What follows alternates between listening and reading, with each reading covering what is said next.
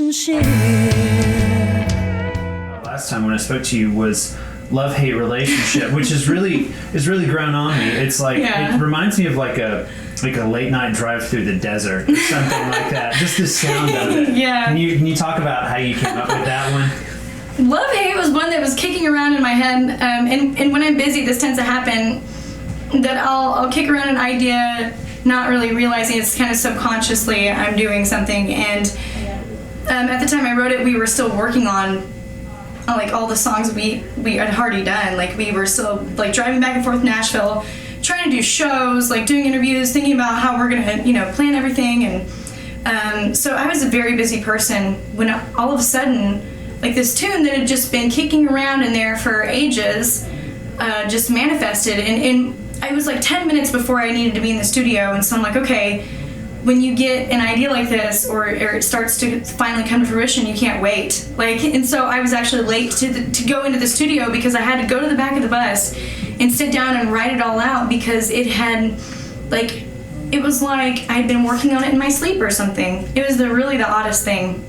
It was like, okay, I'm aware that there's an idea, there's something going on in there, but I haven't sat down, long enough or had a break long enough to think about it.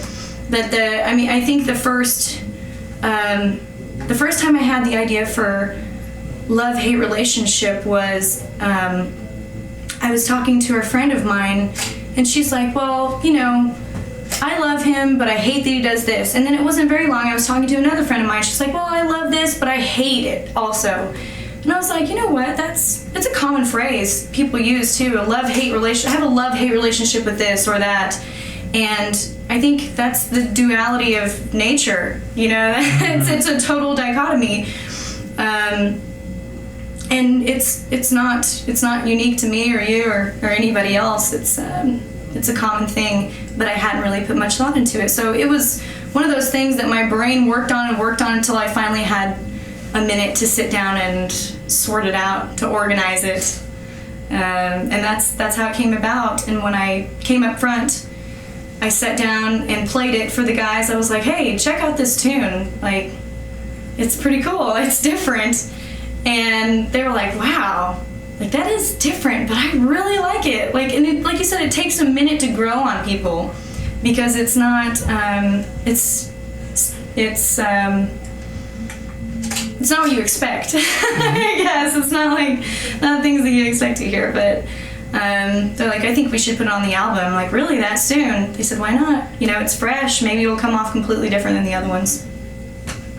Indeed, it definitely does, but not in a bad way. It's also a good way. That song was a good way to vent anger that I never talk about, also, because I'm not how I grew up. It's like kind of impolite to be angry. Like that Southern way of thinking sometimes, women are supposed to be really sweet and gentle and always calm and, really, really nice. But what better way, though, with a song, to kind of because you can... It's passive aggressive. Yeah, you can sort of put your emotions behind something else, into somebody's story, so you're sort of disguised in a way. You're masked from it. Absolutely, yeah.